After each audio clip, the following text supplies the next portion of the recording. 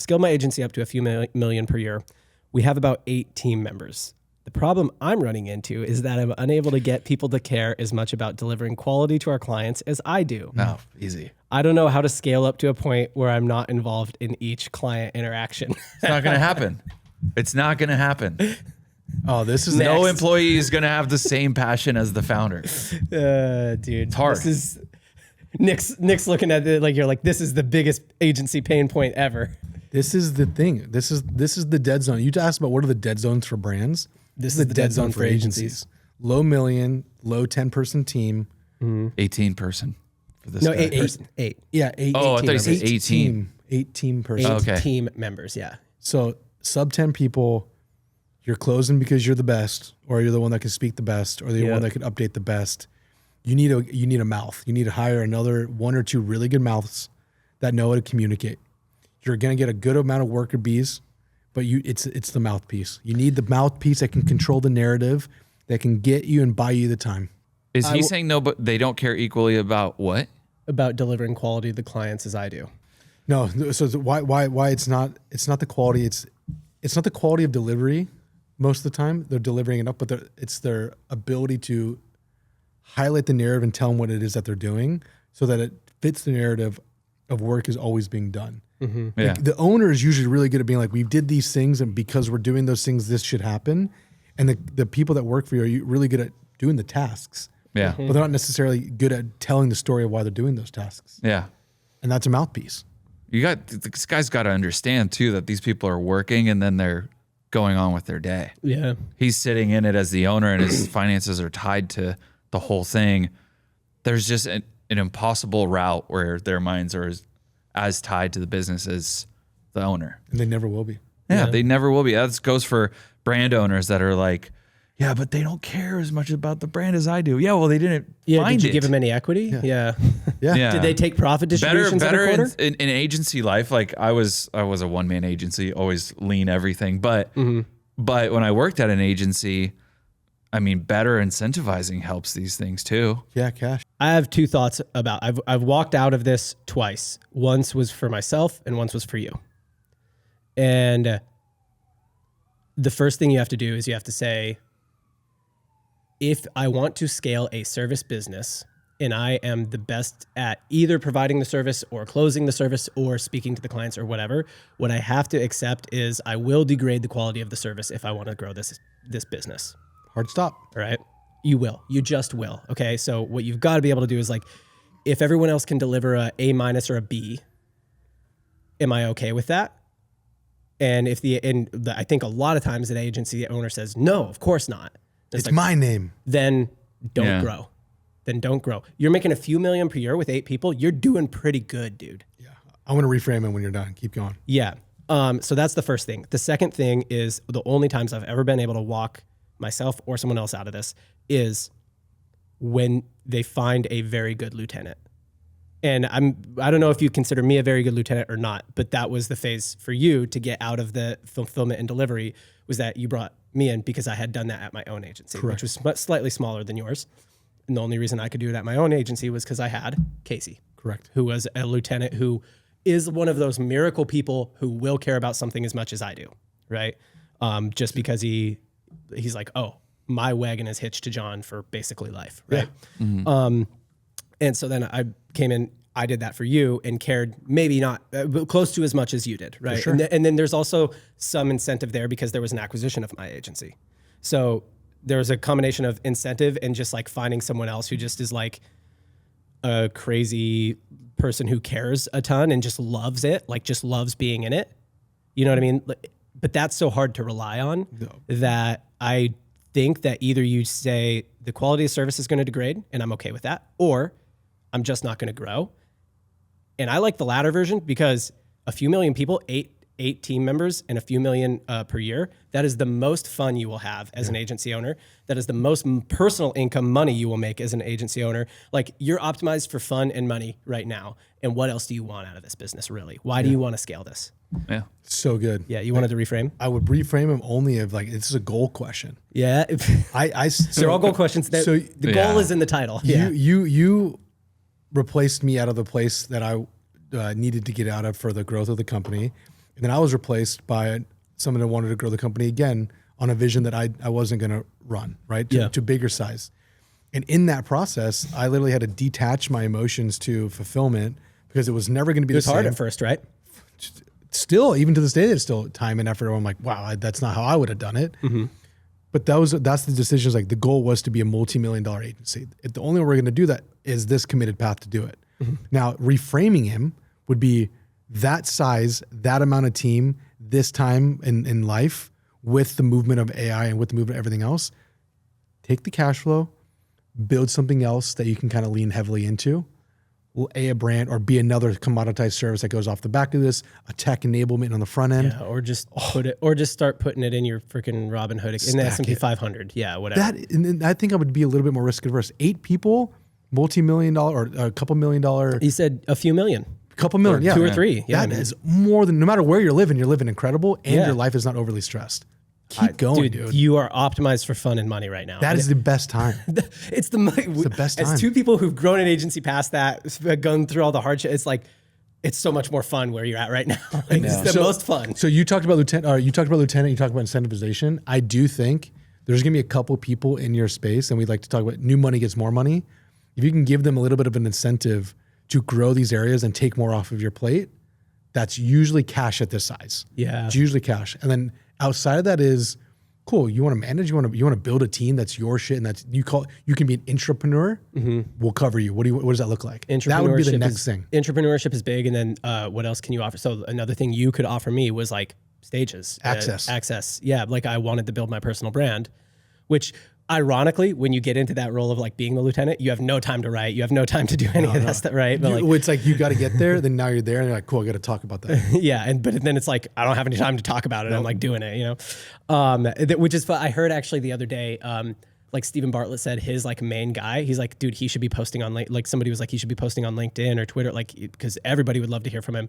And Stephen's like, he's in it. He's got work to do. He's working, dude. Yeah. Dude, if I didn't have the systems now to create anything, it wouldn't be created. Yeah.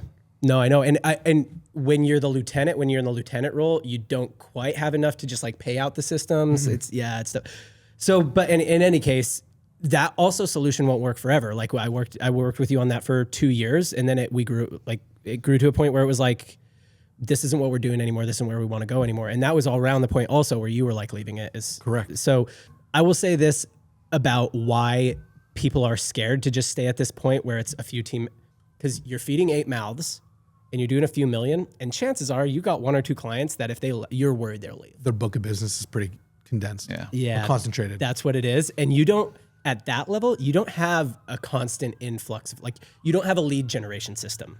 Yeah, no, so, you're closing your hand to mouth, not literally, but from a client perspective. Like if one of those big clients leaves, you're like, oh, I gotta, yeah. So I guess maybe the more tactical advice here that I've always thought is the right advice is like, oh, what you need is a marketing system that puts fish in a barrel for you to go fish out of later if you need it. What do you think the right thing for that? Like, so if that's his fear and he's like, oh yeah, I would love to stay here. It's just, I need to build out a lead generation system and a sales system so that, and it's like, now I need to hire more people for that. And I'm like, oh, then you're just going to get in the cycle we're talking about. Yeah. What do you think is the right way to be like, okay, now you don't have to fear that you won't have a client if you need one, but you can stay at this size. You know what I mean? Dude, so this incredible guy that I'm supporting, his name is Max. He's got a cool little team. They're not little, they're growing. But I was like, hey, I think he doesn't have a lead gen issue. He has a onboard issue. So his is the other way. He wants to grow it big. But before we get to that point, he needs a little bit of a slight non-fulfillment based offer or cohort based offer that he can show some skills. You have the people to execute it, or he can create it himself and just like launch it to 20 to 15 brands, collect some cash, and end the cohort. I think cohort-based agency is a really cool idea. The ongoing, you can bake in some consulting, you can bake in everything else on the back of it. Yep. But go cohort, keep it tight, prove it, and just open it when you need the money. Or quarterly. Or do a really cool community or event product and make it free but curated. You can tell I'm on this idea right now. Okay. But then this turns into another space of like, now I got to close sponsors. Now I have to turn into free. Or just cash flow it with all that cash flow you're making from a few $1 million and only 8 heads, dude. Yeah. Or just say like, okay, well, what is your local area? Even if mine, Utah, like there's a good number of D2C brands there. It's like, okay, like let's just get a space for a day, once a quarter, every month or whatever.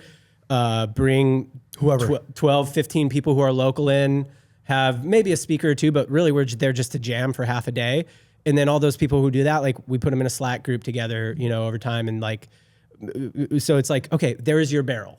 You know what I mean? If you need a client, there's the barrel you go to say, let me hit up this person. Let me hit up this person. Like that's what you need. You just need 7 people in your phone that if you lose a client and need a client, you can call them. Yep. You know, That's good.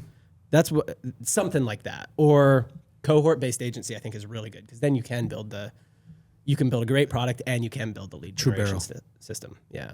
Bart, anything to add here?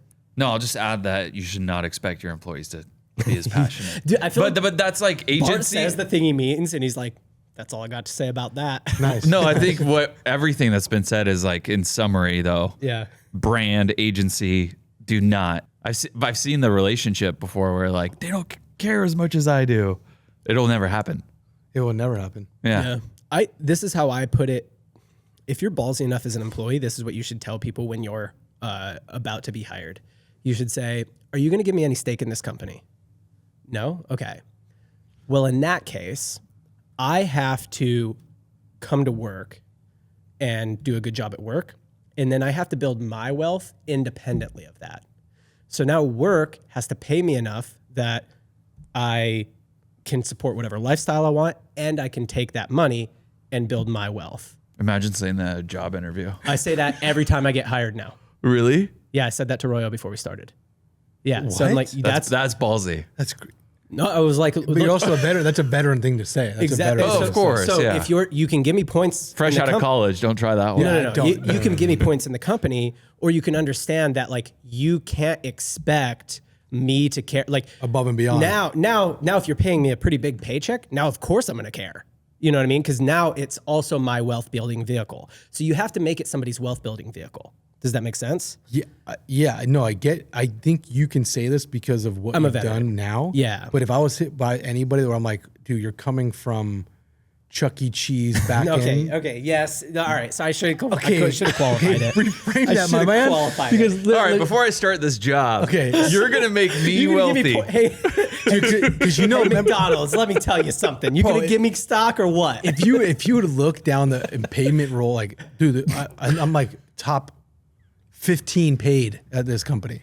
Like, there's no like everyone on my team is paid more than myself and Aaron.